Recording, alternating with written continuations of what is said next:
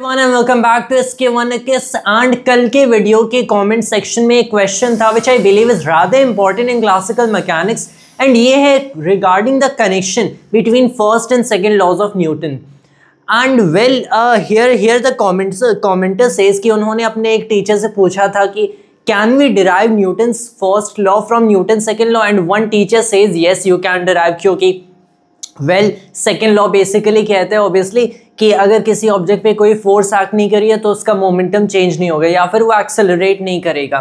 तो obviously all you have to do is put zeros and zeros here, तो आपको first law मिल गया, right. And then another teacher says कि हमें इनर्शियल फ्रेम डिफाइन करना पड़ता है यूजिंग द फर्स्ट लॉ और उसके हिसाब से हम लोग सेकेंड लॉ यूज करते हैं। Who is right here? The second teacher is right and this is not कि सबके अलग अलग ओपिनियंस होते हैं, दिस इज नॉट कि सबके अलग अलग पर्सपेक्टिव में देख रहे हैं। The first teacher is straight up wrong, the second teacher is the right one here. आप न्यूटन्स फर्स्ट लॉ को नहीं डिराइव कर सकते हो न्यूटन सेकेंड लॉ से, which is why there are 3 laws incomplete and these are 3 independent laws जो कि साथ में मिलके न्यूटनियन मैकेनिक्स कंप्लीट करते हैं। किसी एक लॉ को आप ड्रॉप कर दो तो न्यूटनियन मैकेनिक्स इनकम्प्लीट होगा। Why is it you can not? Well जो रीजन सेकंड टीचर ने दिया वो एक्चुअल में राइट रीजन ही है एंड उसे हम लोग ऐसे थोड़ा अच्छे से एक्सप्लोर यहाँ पे कर लेते हैं। First of all let's just take a moment to revise what the 3 laws are. पहला लॉ ये कहता है कि अगर किसी ऑब्जेक्ट पे कोई एक्सटर्नल इन्फ्लुएंस नहीं है जिसे एक फोर्स कहा जाता है, तब वो ऑब्जेक्ट होगा वो एक्सेलरेट नहीं करेगा, राइट। फिर दूसरा लॉ ये कहता है कि जब किसी ऑब्जेक्ट पे फोर्स एक एक्सटर्नल इन्फ्लुएंस होता है तब वो ऑब्जेक्ट डेफिनेटली एक्सेलरेट करेगा। एंड तीसरा लॉ ये कहता है कि जब एक ऑब्जेक्ट दूसरे ऑब्जेक्ट पे फोर्स एक्सर्ट करता है, वो दूसरा ऑब्जेक्ट पहले ऑब्जेक्ट पे फोर्स एक्सर्ट करता है उतने ही मैग्नीट्यूड का लेकिन ऑपोजिट इन डायरेक्शन। यहाँ पे जब हम लोगों ने तीनों लॉज को स्टेट किया, this is how normally we state Newton's laws of motion. Well that's not the right approach.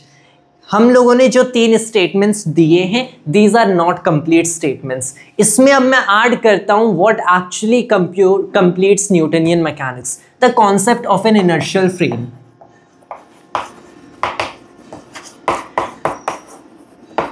अब देखो Newton more of a mathematician थे दैन अ फिजिसिस्ट एंड जब आप किसी भी साइंटिस्ट के किसी भी फिजिसिस्ट के रिसर्चर्स के बारे में पढ़ते हो, उनके वर्क्स पढ़ते हो, तो यू हैव टू अंडरस्टैंड कि हाउ ही रियली थॉट। क्योंकि अगर आप न्यूटन को पढ़ोगे वर्सेस अगर आप आइंस्टाइन को पढ़ोगे तो काफ़ी आपको डिफरेंस दिख जाएगा इन देयर थियोरीज। ऑब्वियसली बाकी साइंटिस्ट इन्हें अल्टरनेटिव अप्रोचेस से कंप्लीट करते हैं, लेकिन जैसे Einstein thought about physics was radically different from how Newton thought about physics. Well उस टाइम में तो फिजिक्स का कॉन्सेप्ट एग्जिस्ट नहीं करता था, it was natural philosophy, but you have to understand it. Newton was primarily a mathematician, तो उन्होंने जो अपनी मैकेनिक्स पूरी बेस की थी वो एक एक्सियोमैटिक अप्रोच से ही बेस की थी एंड इसीलिए उन्होंने 3 लॉज पोस्टुलेट किए। Remember this is how mathematicians do things, right. वो पोस्टुलेट्स लेते हैं एंड वहां से यूजिंग लॉजिकल रीजनिंग अपने सारे कॉन्सिक्वेंसेस डिराइव करते हैं। न्यूटन की जो प्रिंसिपिया है विच is why it looks like a math book instead of a physics book, क्योंकि वहाँ पे एक्सियम्स लिखे गए हैं, फिर उनकी कॉरेलरीज लिखी गई हैं, फिर उनके सारे consequences. It looks like a complete like a pure math book, despite कि वहाँ पे उन्होंने पूरी न्यूटनियन मैकेनिक्स डिराइव किया, राइट। तो the way he did this was उन्होंने कंसिडर किया ऑब्जर्वेशन से, and this is obviously by observations only, क्योंकि हम लोग कोई भी सेट ऑफ पोस्टुलेट्स ले सकते हैं एंड वहाँ से कॉन्सिक्वेंसेस डिराइव कर सकते हैं provided that well they are proper mathematically and हमारे अप्रोच भी रिग्रेस है। तो वहाँ पे ये जो पूरी चीज़ हमें मिलेगी ये मैथमेटिकली तो प्रॉपर होगी, लेकिन क्या ये फिजिकल वर्ल्ड को डिस्क्राइब करती है? वेल दैट मे और may not be the case. तो यहाँ पे ऑब्जर्वेशंस की बात आ जाती है कि कौन से सेट ऑफ पोस्टुलेट्स ऑब्जर्वेशन से मैच करते हैं। So Newton looks around himself and he makes observations and उन्होंने देखा कि अगर वो 3 पोस्टुलेट लेते हैं तब इन सारी चीज़ों को कंप्लीटली एक सेल्फ कंटेन्ड वे में अपनी मैकेनिक्स में डिस्क्राइब कर सकते हैं। तो उन्होंने अगेन एक मैथमेटिकल पर्सपेक्टिव ही कंसिडर किया। The first law does not से कि किसी ऑब्जेक्ट पे फोर्स एक्सर्ट नहीं होगी तो उसका एक्सेलरेशन नहीं होगा। न्यूटन ने ये कहा कि मैं एक ऐसा फ्रेम डिफाइन करता हूं। रिमेंबर दीज आर पोस्टुलेट्स, ये जो लॉ है पोस्टुलेट्स है, मतलब ये चीज़ों को डिफाइन कर रहे हैं एंड उनके बाद यहाँ से कॉन्सिक्वेंसेस डिराइव हो रही है। इसलिए पहला लॉ एक्चुअल में in itself does not say much about forces or accelerations but it speaks about frames themselves। पहला लॉ न्यूटन का inertial frame की definition ही है। So न्यूटन says कि मैं एक kind का frame define करता हूँ and इस frame को मैं inertial frame कहूँगा and इस inertial frame के थ्रू अगर मैं किसी ऑब्जेक्ट को देखता हूँ तब वहाँ पे कोई इन्फ्लुएंस अगर उस ऑब्जेक्ट पे एक्सर्ट नहीं होती है तो वो ऑब्जेक्ट एक्सेलरेट नहीं करेगा। न्यूटन सेज दैट एंड ये कोई फ्रेम कब इनर्शियल होगा एंड कब इनर्शियल नहीं होगा। वेल न्यूटन टोल्ड अस कि इनर्शियल होगा जब वो फ्रेम खुद एक्सेलरेट ना करे। तो एक्सेलरेशन की डेफिनेशन यहाँ क्लियर कर लेते हैं। किसी ऑब्जेक्ट की वेलोसिटी चेंज हो रही है मतलब उसकी या तो स्पीड चेंज हो रही है या फिर डायरेक्शन ऑफ मोशन। अब ये एग्जैक्टली हम लोग क्लासीफाई करें कैसे?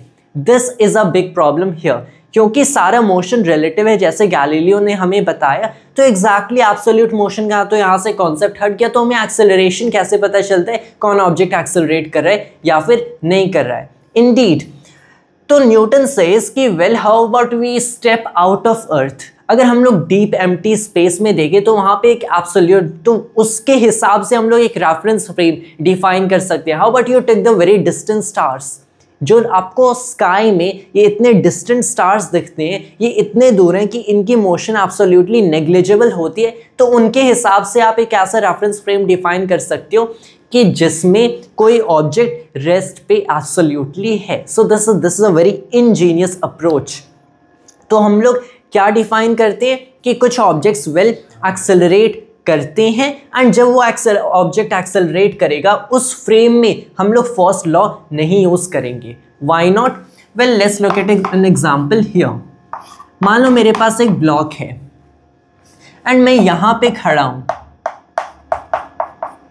And when I see this block and यहाँ पे मे बी ब्लॉक पे कोई एक्सटर्नल इन्फ्लुएंस आ रही है, कोई फोर्स एक्सर्ट हो रहे हैं, एनीथिंग लाइक दैट। जब मैं यहाँ पे खड़ा हूँ तो पहले तो जब ये ब्लॉक रेस्ट पे है मेरे लिए एंड मैं रेस्ट पे हूँ ब्लॉक के रेस्पेक्ट में, कोई ऑब्वियसली ये जो हमारा सेड मोशन है ये रिलेटिव होना चाहिए क्योंकि अगर कोई यहाँ से गाड़ी जा रही है तो उसके हिसाब से तो मैं और ब्लॉक दोनों पीछे जा रहे हैं प्रोवाइडेड गाड़ी आगे जा रही है। सो अगेन रिलेटिव मोशन है।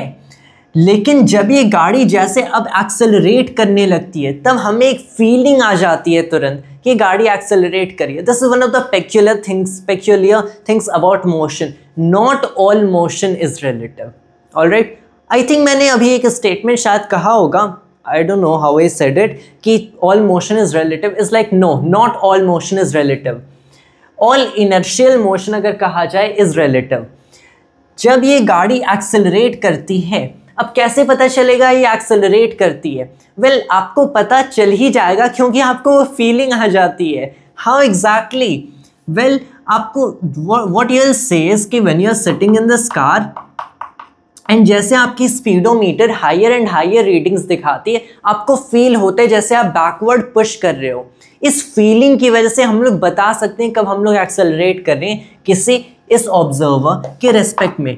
तो अगर पता करने हम एक्सेलरेट कर रहे हैं या नहीं तो एक ऐसा ऑब्जर्वर लो, एक दूसरा फ्रेम डिफाइन कर दो जो कि यहाँ पे रेस्ट पे खड़ा है एंड उसके हिसाब से हम गाड़ी में जा रहे हैं एंड अगर इसके हिसाब से हमारी स्पीड चेंज हो रही है, इस ऑब्जर्वर के हिसाब से हमारी स्पीड चेंज हो रही है, तब हम लोग एक्सेलरेट करें एंड वो एक्सेलरेशन हम लोग फील कर सकते हैं। तो हम लोग हमेशा एक ऐसा observer outside of ourselves ले सकते हैं जो कि हम लोग डिफाइन कर सकते हैं कि मान लो अभी वो रेस्ट पे है, क्योंकि अगर सारा मोशन रिलेटिव है तो ऐसा करना ऑब्वियसली पॉसिबल है। लेकिन जैसे हम लोग ये डिस्टिंक्शन बना देते हैं तब हमें क्या पता चलता है, इसकी स्पीड इंक्रीज हो रही है, मतलब इससे पता चल जा रहा है कि इसकी स्पीड इंक्रीज हो रही है।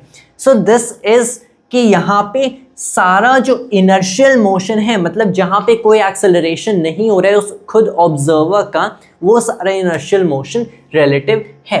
तो अगर मैं यहाँ पे खड़े होके देखता हूँ कि ये ब्लॉक है, अब इस पे आगे की डायरेक्शन में कोई फोर्स लग रहा है, तब जब इस पे आगे की डायरेक्शन में फोर्स लगेगा, न्यूटन हमें बताते हैं आगे एक्सेलरेट कर जाएगा। अगर मेरा जो रेफरेंस फ्रेम है ये एक इनर्शियल रेफरेंस फ्रेम है, मतलब मेरी स्पीड किसी दूसरे इनर्शियल ऑब्जर्वर, किसी दूसरे ऐसे ऑब्जर्वर के हिसाब से चेंज नहीं हो रही, या फिर ऐसे ही कह दो ह्यूमन टर्म्स में कि मुझे फील ही नहीं हो रहा कोई ऐसा एक्सेलरेशन है, तो उस केस में मैं एक इनर्शियल फ्रेम खुद हूं। तो ये एक इनर्शियल फ्रेम की डिस्टिंक्शन है, although it might get seem a little complicated here, but the point is कि you can feel accelerations, and this is one very interesting thing कि हम लोग अपनी ह्यूमन सेंसेशन से डिफाइन कर सकते हैं क्या एक्सेलरेशन है क्या नहीं है, कौन से फ्रेम्स इनर्शियल हैं कौन से फ्रेम्स इनर्शियल नहीं है। So and if you are always like we can always choose एक ऐसा फ्रेम जहाँ पे ये भी एक्सेलरेट करे एंड ये भी एक्सेलरेट करे, तब तो दोनों ऑल्दो फील करते हैं लेकिन एक दूसरे के रिस्पेक्ट में दोनों साथ में जा रहे हैं। Then again what do you see कि आप जो डिस्टेंट स्टार्स हैं उनके हिसाब से उनके फ्रेम में देख लो कि कौन एक्सेलरेट कर रहा है कौन नहीं कर रहा है, क्योंकि अगर मैं एक बहुत ही डिस्टेंट स्टार पे खड़ा होता एंड वहाँ से अर्थ में जितने मोशंस हैं तब वहाँ पे बेसिकली ये तब वहाँ से हम लोग एक स्टेशनरी फ्रेम डिफाइन कर सकते हैं, this concept of an absolute space and also correspondingly absolute time, जो कि न्यूटन ने अपनी प्रिंसिपिया की बुक में ही डिफाइन किया था। तो उसके हिसाब से हम लोग देख सकते हैं कि किन की स्पीड चेंज हो रही है नहीं हो रही है। So well it's a simple concept really, मतलब थोड़ा सा कॉम्प्लिकेटेड है but with enough time over it you can really be able to tell exactly कैसे inertial and non inertial define करते हैं।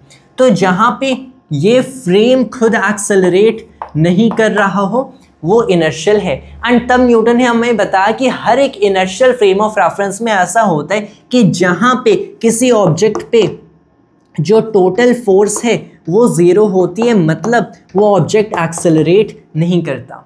तो दो एक्सेलरेशंस की बात हो रही है, एक तो ऑब्जेक्ट की जिससे देखा जा रहा है, एक ऑब्जर्वर की जो देख रहा है। Frame by observer I also mean frame vice versa. तो यहाँ पे फ्रेम जो हम लोग न्यूटन ने फर्स्ट लॉ स्टेट किया, he states only for inertial frames, मतलब ये फ्रेम खुद एक्सेलरेट नहीं करना चाहिए। एंड जब फ्रेम खुद एक्सेलरेट नहीं करेगा तब जब कोई फोर्स नहीं होगा तो ऑब्जेक्ट भी एक्सेलरेट नहीं करेगा। And then Newton comes with a second law after he uses the first law to define an inertial frame. तब वो सेकेंड लॉ में कहते हैं कि ये जो इनर्शियल फ्रेम हम लोगों ने डिफाइन कर दिया, इसमें जब कोई फोर्स नॉन ज़ीरो होगा तब एक्सेलरेशन भी नॉन ज़ीरो होगा। So a little revision here again, हम लोगों ने क्या कहा, जहाँ पे total sum of all forces on an object zero होता है एंड वहाँ एक्सेलरेशन भी ज़ीरो दिख जाते हैं, this defines N inertial frame. And फिर इस इनर्शियल फ्रेम में जब आपने एक बार डिफाइन कर दिया जहाँ पे total sum of forces non zero होगा, तब उस फ्रेम में हम लोग देख सकते हैं कि एक्सेलरेशन भी नॉन ज़ीरो होगा। But again these two are not complete in by themselves, हम लोग को एक तीसरा लॉ ऐड करना पड़ता है जब हम लोग कंप्लीट सिस्टम से स्टडी करना चाहते हैं, मतलब जो ऑब्जेक्ट फोर्स एक्सर्ट कर रहा है वो भी और जिस पे एक्सर्ट हो रहा है वो भी। एंड तब हमें पता चलता है कि न्यूटनियन मैकेनिक्स को काम करने के लिए भी इन ऑब्जेक्ट्स को आप इंटरचेंज भी कर सकते हो। मतलब क्या, मतलब जो ऑब्जेक्ट इस ऑब्जेक्ट पे इस ब्लॉक पे फोर्स एक्सर्ट कर रहा है, वेल उस पे भी फोर्स एक्सर्ट हो रहा है इस ब्लॉक के द्वारा, एंड वो कितना है उतना ही जो ये इस पे एक्सर्ट कर रहा है, एंड इनफैक्ट ऑपोजिट डायरेक्शन में। तो आपका तीसरा लॉ आ जाता है action reaction law.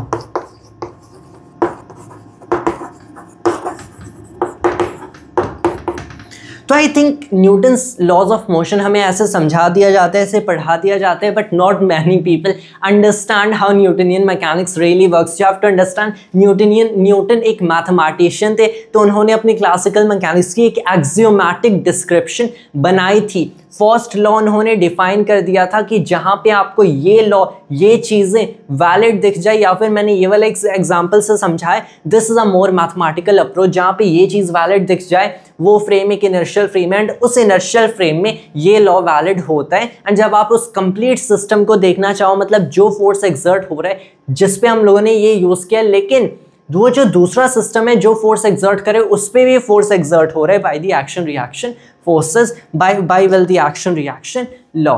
So that is how you have to actually understand Newtonian mechanics. First law second law से डिराइव नहीं कर सकते हो, क्योंकि फर्स्ट लॉ जिस चीज को डिफाइन करता है तब जाके उस चीज में हम लोग सेकेंड लॉ यूज करते हैं. That is how mathematics works. So which is why this is very similar to mathematics, this approach instead of physics. यहाँ पे अगर मैं कुछ remarks रख दूँ in the end, I said कि this is in contrast to Einstein's, how Einstein thought about physics. So Einstein was not primarily a mathematician. Einstein was primarily a physicist. तो उनका अपना फिजिकल तरीका था सोचने का, rather than an axiomatic description, despite कि special relativity again दो postulates पे ही based है. So it might seem a little contradictory here, क्योंकि स्पेशल रिलेटिविटी में आइंस्टाइन दो पोस्टुलेट्स रखते हैं, वहाँ से ही वेल गोज ऑन टू ले स्पेशल रिलेटिविटी. वो दो पोस्टुलेट्स कहाँ से इंस्पायर्ड थे? जो पहला पोस्टुलेट था कि सारे लॉज ऑफ फिजिक्स इनवेरिएंट रहने चाहिए सारे इनर्शियल फ्रेम्स ऑफ रेफरेंस में, वो गैलीलियो से इंस्पायर्ड था. सेकेंड पोस्टुलेट मैक्सवेल से इंस्पायर्ड था, मैक्सवेल के इलेक्ट्रोडायनामिक्स से.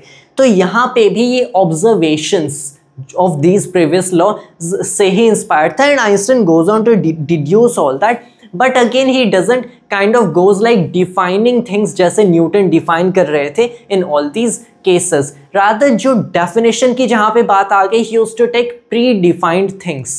even when formulating his general relativity उन्होंने एक predefined framework लिया था. again in contrast to how another contemporary of Einstein thought, and this is my favorite post quantum physicist or my favorite post 1900 physicist, Paul Dirac.